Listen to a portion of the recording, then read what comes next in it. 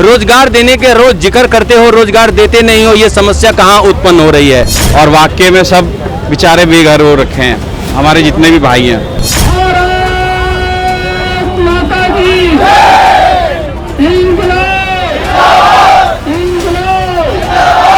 मुश्किल हो रहा, बच्चों को संभालना मुश्किल हो रहा। इस उम्र में कोई नौकरी देने को राजी नहीं है। हमारे जो जवान है, कई लोग तो चक्कर खा के पीछे गिर पड़े, उनको अभी वो लेके गए हैं उधर। कि हम बेरोजगार हैं, नौकरी मिलनी चाहिए। घरों में बहुत परेशानी है, बच्चों को दिक्कतें हैं, कोई किराए पे रह रहा है, किराया नहीं भर पा रहा। उस दौरान जो हमारी हालत है ना, हम जानते और कोई नहीं जानता, उसमें कुछ बता नहीं सकती हमारे घर में किस बुरी स्थिति से हम चल रहे हैं। बैठे 1-1.5 साल से ऐसे क्या करें, कमाने वाला कोई है ही नहीं।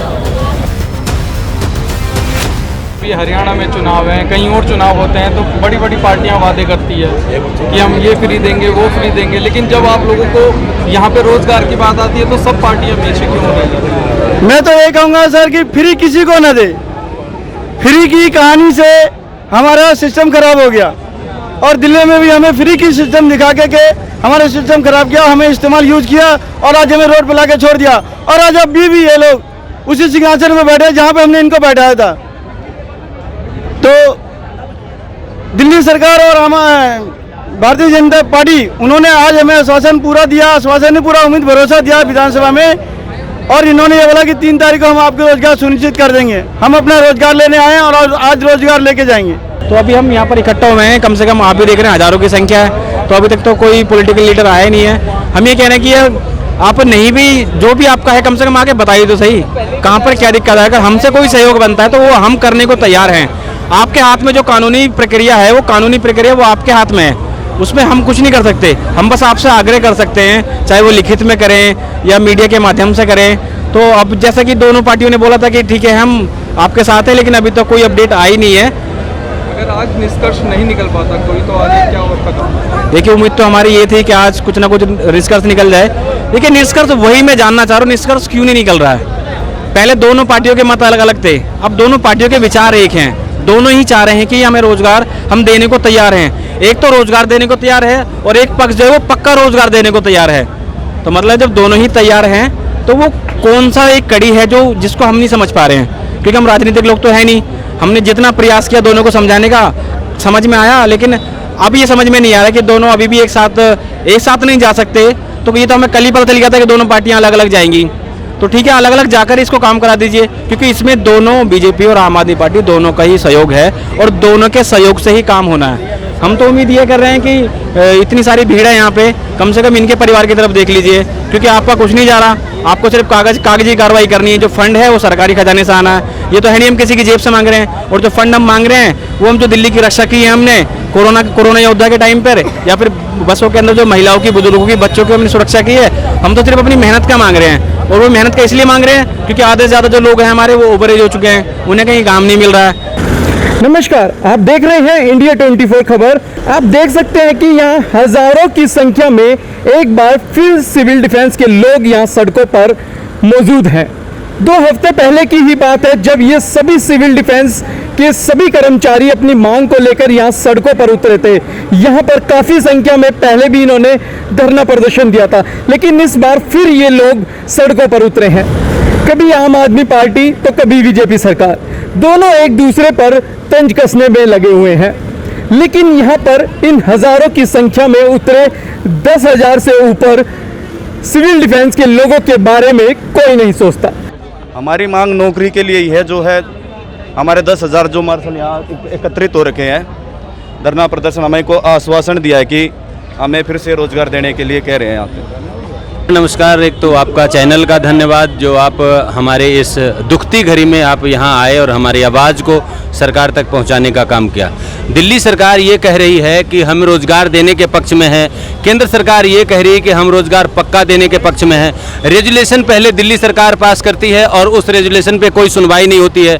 दूसरी रेजुलेशन बीजेपी पास करती है, उस पर दिल्ली सरकार आती है उपराज्यपाल महोदय के पास। उपराज्यपाल महोदय समय नहीं देते हैं। उपराज्यपाल महोदय से जब हम लोग मिले, हमारी मुलाकात में उन्होंने ये कहा था अपने नुमाइंदों को भेजा था हमारे बीच में, और उन्होंने ये कहा था कि आपके लिए आरआर चेंज हो रहा है, रूल रेगुलेशन जो आपका है वो चेंज हो रहा है, वो केंद्र सरकार के माध्यम से होना है और आप पे काम चल रहा है। सवाल ये है कि लगभग 1 साल हो चुका और हर एक सिविल डिफेंस वॉलंटियर, महिला हो पुरुष हो, कोई भी ऐसे रिच फैमिली से नहीं है, ये गरीब परिवार से आते हैं और हर एक बंदे पे 2 से 2.5 लाख 3 लाख रुपए कर्ज है आज के डेट में। इस कर्ज का निपटारा कौन करेगा? समस्या इस बात का है। रोजगार देने के रोज जिक्र करते हो, रोजगार देते नहीं हो, ये समस्या कहाँ उत्पन्न हो रही है? एलजी साहब कह रहे हैं दिल्ली सरकार निकाला, बीजेपी कह रही है दिल्ली सरकार निकाला, दिल्ली सरकार कह रही है एलजी साहब ने निकाला। इस खेल में दोषी कौन है? जो दोषी है सजा उसको तो मिल नहीं रहा है, जो निर्दोष है सजा उसको दिया जा रहा है, जिसके लिए हम प्रोटेस्ट जारी रखें और लगातार प्रोटेस्ट जारी रखेंगे। इस बारी अगर हमारा इंसाफ नहीं मिला तो इस प्रोटेस्ट का वो नतीजा होगा जो पूरा भारत नहीं पूरा दुनिया देखेगा। जय हिंद। कि हमें 11 महीने हो गए और इलेक्शन का टाइम भी है, क्योंकि हमें 11 महीने हो गए, हम बहुत परेशान हो चुके हैं। जबकि संसद में बात भी उठी थी कि आप बीजेपी और आम आदमी पार्टी दोनों इकट्ठे होकर आज एलजी साहब से बात करेंगे, प्रस्ताव लेके जाएंगे। आगे देखे क्या होता है हमें भी नहीं मालूम, लेकिन हम तो ये चाहते हैं कि हम बेरोजगार हैं, नौकरी मिलनी चाहिए। घरों में बहुत परेशानी है, बच्चों को दिक्कतें हैं, कोई किराए पे रह रहा है, किराया नहीं भर पा रहा। कैसे घर चला रहे हैं? सर घर बहुत मुश्किल से, वैसे तो कुछ है नहीं, काम धंधा तो है नहीं। जो था हमारा यही था, सिविल डिफेंस में जो हम मार्शल तौर पे थे, ड्यूटी कर रहे थे। उस दौरान जो हमारी हालत है ना, हम जानते और कोई नहीं जानता। उस दौरान मेरे बेटे को मेजर अटैक पड़ा इसी धरने के चक्कर में। मैं कुछ बता नहीं सकती हमारे घर में किस बुरी स्थिति से हम चल रहे हैं। क्या लगता है आप लोगों को आज देव सर विश्वास के ऊपर आए हैं, शायद हमारा काम बन ही जाए। आज काफ़ी 11 महीने हो गए हमें यहाँ पे ऐसे परेशान होते हुए, अपने बीवी बच्चों को सबको छोड़ के, बच्चों को अपना घर छोड़ बैठे, अपने भाई के घर में आके बैठे 1-1.5 साल से। ऐसे क्या करें, कमाने वाला कोई है ही नहीं। हम 2011 में एमसीडी में गार्डों की भर्ती हुई थी हमारी, एमसीडी में सिविल डिफेंस के तहत, और 2020, 19, 18 कोरोना का जो समय था, हमने पेशेंटों की इतनी सेवा करी, जो भाई भाई को छोड़ के चले जाते थे। हमने उस समय सब पेशेंटों को देखा।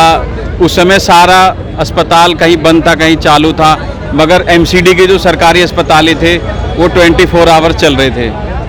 उसमें ऑक्सीजन की भी समस्या को और उसमें जांच की सारी जितनी फैसिलिटीज़ थी सारा कुछ करा जाता। घर डोर टू डोर घर पे जाके कोरोना पेशेंट को हम जांच करते थे, सब कुछ करते थे। हमारी एक्स्ट्रा ड्यूटी भी लगाई जाती थी जब भी हम पीछे नहीं हटे। और हमारा 31/2023 को हमारा एलजी साहब ने नौकरी बर्खास्त कर दिया, जो हम रोड पे आके खड़े हैं। लेकिन आज जिस तरीके से सहमति हुई थी कि आम आदमी पार्टी और बीजेपी दोनों मिलकर ये फैसला कर रही हैं, तो अभी क्या लग रहा है कि कोई हल नहीं निकला? आप सुबह 10 बजे से यहाँ बैठे हो, 2 बजे। हमारे दादा परदादा बताते थे कि बीजेपी आएगी तो इस दुनिया में भुखमरी छा जाएगी, ये बताते थे 2007 या 8 में। आज वो बात सच है कि इतने जनसंख्या है, और वो बात इनकी सच हुई दादाओं की कि आज बीजेपी भी सत्ते में है, सारे सांसद हैं, मगर आज वैसे की गरीबी छा रखी है। किसी भी रोजगार कहीं भी नहीं है, रेलवे प्राइवेट कर रखा है, सब टेंडर पे चल रहा है, और वाकई में सब बेचारे बेघर हो रखे हैं, हमारे जितने भी भाई हैं। नमस्कार, मैं आपके चैनल के माध्यम से आम आदमी और भारतीय जनता पार्टी को ये कहना चाहता हूँ, जब आपने सदन में ये कह दिया कि भाई इनको पक्का किया जाए, तो एलजी साहब से साइन कराने में क्या दिक्कत है? क्योंकि जो यहाँ पे 10,792 जो परिवार है, इनकी हालत इतनी ख़राब हो चुकी है कि आत्महत्या करने के लिए उतारू हो रहे हैं। तो ये उसका जिम्मेदार कौन है? भारतीय जनता पार्टी या आम आदमी पार्टी या एलजी साहब? ये हमें बताया जाए। बार बार ये हमें टाइम देते हैं कि भाई आपको पक्का किया जाएगा, आते हैं। यहाँ पे बुलाया गया था, तो आज ये अभी तक क्यों नहीं आए? इनकी जो हमारे जो जवान है, कई लोग तो चक्कर खा के पीछे गिर पड़े, उनको अभी वो लेके गए हैं उधर, पानी वानी उनको पिलाया गया तो चक्कर खा के गिर पड़े। उसका कौन जिम्मेदार है? इतनी गर्मी हो रखी है, अगर इनको कुछ होता है तो कौन जिम्मेदार होगा उसका? पार्टी ने अपनी बात पर रुकना चाहिए। अगर वो अपनी बात पर नहीं रुकते हैं ना, तो घर घर जाके जितने यहाँ हमारे लोग हैं, कम से कम दिल्ली के अंदर 2.5-3 लाख सिविल डिफेंस से भर्ती है, घर घर पे जाके दस्तक देगी। कि भाई इनको वोट नहीं देना है। का फिर ये घर घर से उपला लाएंगे और 5 चिता फूकेगी, घर घर से लकड़ी आएगी और रोडों पे 5-5 चिताएं फूकेंगे। ये हम अपने धरने से ऐलान करेंगे और वाकई में ये होगा, अब ये पक्का है अगर बीजेपी नहीं मानी तो। अगर आज भी अगर हमें रोजगार का वो नहीं मिलता है, लॉलीपॉप मिल जाता है या फिर हमें कोई आश्वासन देता है, तो फिर सोचे वो नेता सोचे और वो मंत्री सोचे, फिर अब हम कोई अच्छा सा बहुत बढ़िया लेकिन एक तरीका निकालेंगे। लेकिन जिस तरह तो आप देख सकते हैं यहाँ हजारों मालसर फिर 2 हफ्ते के बाद सड़कों पर बैठे हुए हैं अपने घर परिवार को छोड़कर। फिर यहाँ पर आप देख सकते हैं कि धूप में यहाँ पर कई लोग बीमार भी हो रहे हैं, चक्कर भी खाकर गिर रहे हैं, लेकिन सरकार सिर्फ एक दूसरे पर इल्ज़ाम लगाने के अलावा और कोई कार्य नहीं कर रही है। आम आदमी पार्टी बीजेपी पार्टी आम आदमी पार्टी एलजी साहब, बस यही खेल चल रहा है साल भर से। तो आज इन लोगों को यही उम्मीद है कि इनको रोज़गार दोबारा वापस दिया जाए और जो इनके परिवार में लोग हैं उनका पालन पोषण ये अच्छे से कर पाएँ। बीजेपी के सभी नेता ध्यान से सुन ले, अगर हमारे पास आज खड़े नहीं हुए हमारे दुख में, तो हम नहीं खड़े होंगे लीडर साहब, ये हमारी गारंटी की बात है। हमारे 10 लाख परिवार को लाखों में बदल जाएंगे, इसलिए शांतिपूर्वक हम अपनी बात रख रहे हैं। यहाँ पे हमारे सामने आके अपनी बात रखते हैं शांतिपूर्वक, क्या हमारे लिए कर सकते हैं, क्या नहीं कर सकते हैं। हमारे ये परिवार आज भी बीमार पड़ा है, मैं यहाँ लड़ रहा हूँ अपने हक अधिकार के लिए, सब अपने हक अधिकार के लिए आए यहाँ पे। देखिए, काम तो हमारा होना ही है, क्योंकि इलेक्शन है, दोनों पक्ष और विपक्ष हमारे हित में आज काम करवाएंगे। अगर जो भी हमारे हित में काम करवाएगा, हम पूर्ण रूप से जांच के पड़ताल के हम आगे इलेक्शन में वोट उसी को देंगे, क्योंकि हम इतने बड़े घरों से नहीं हैं, हम छोटे घरों से किराएदार आदमी हैं, हम किराए पर रहते हैं, हमारे बच्चे भी सरकारी स्कूल में पढ़ते हैं। अगर हमारा रोजगार मजबूत हो जाएगा तो हमारे बच्चे पढ़ लिख के अफसर बन जाएंगे। तो हमें अपना रोजगार चाहिए। हमें दिल्ली सरकार से और बीजेपी सरकार से यही अनुरोध है कि आप हमारा रोजगार दीजिए और हम आप लोगों के साथ हैं। जय हिंद, जय भारत। क्या कहना चाहेंगे? जैसे कि आप लोगों को अभी भैया ने बताया है, भाई मेहनत तो सभी कर रहे हैं, मगर सरकार कुछ नहीं कर रही है। हम लोग बहुत मेहनत कर रहे हैं। आज भी देखो, आप इधर कैमरा घुमाइए, देखो कितने लोग आ रखे हैं। और अभी हमें अनुशासन मिला है कि आज हमारे यहाँ बीच में बीजेपी के नेता जो सांसद हैं और हमारे जो आम आदमी पार्टी के हैं वो भी आएंगे। अभी तक तो देखो समय क्या हो रहा है, अभी तक कोई नहीं आया है। देखो तपती धूप में इतने लोग, इतनी भीड़ जटी हुई है, मगर हमारे समझ से बाहर है। बाकी राजनीति हमारे साथ ज़्यादा हो रही है, शुरू से होता आया है और अभी भी हो रही है, और आगे हमारे कुछ समझ में नहीं आ रहा है। बाकी ये है कि इलेक्शन का टाइम है, जो हमारा साथ देगा हम उसके साथ देंगे, नहीं तो बाकी जो होना है वो तो हम करेंगे ही करेंगे। जय हिंद, जय भारत। आज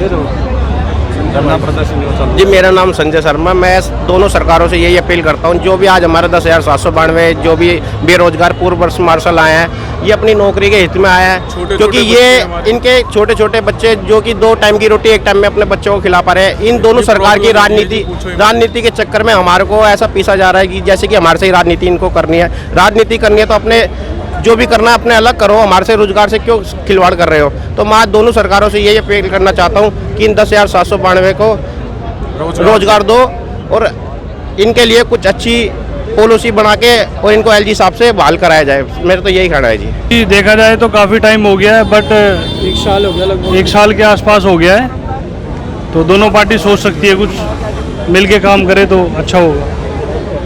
क्या लगता है, कोई राजनीति हो रही है इसमें? किस अब ये तो ये दोनों पार्टी बताएगी, आमने सामने होगी, तो किसकी कमी है वही बता सकती है। वो कहता है बीजेपी की कमी है, एलजी ने हटाया, एलजी कहता है आम आदमी ने हटाया। तो अब आमने सामने जब दोनों आ रही हैं, जब ही कन्फर्म होगा भी किसकी क्या गलती क्या कैसे। हम तो यही दुआ कर रहे हैं भाई, दोनों से हाथ जोड़ के रिक्वेस्ट है।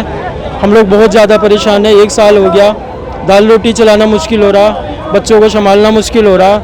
इस उम्र में कोई नौकरी देने को राजी नहीं है, तो सब ठीक हो जाए तो बड़ा अच्छा होगा। जो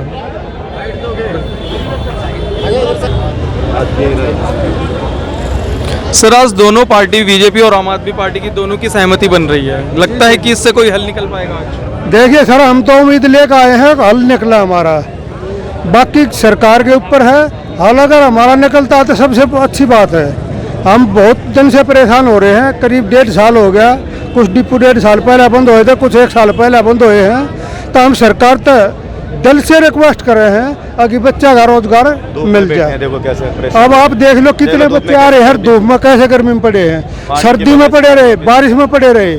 तो हम रिक्वेस्ट कर रहे हैं गवर्नमेंट तक, कोई भी गवर्नमेंट हो, बीजेपी हो चाहे कांग्रेस हो चाहे ये आम आदमी पार्टी हो, हम सब तो निवेदन करें कि हाथ जोड़ गए अगर इनका रोजगार वापस मिल जाए। आज हम यही आश्वासन लेके आए हैं सारे के सारे 10,792 बंदे कि हमारा काम हो जाएगा। आगे माता रानी की दुआ है और मंत्रीगण बोला था उन्होंने कि हम लोग आएंगे, तो देखो अभी हम प्रतीक्षा कर रहे हैं उनकी। इंतजार में ही हैं आप लोग? हाँ जी, हम प्रतीक्षा कर रहे हैं उनकी, वो लोग आएंगे और हमारे साथ आज वो खड़े रहेंगे। अब देखो आगे क्या होता है।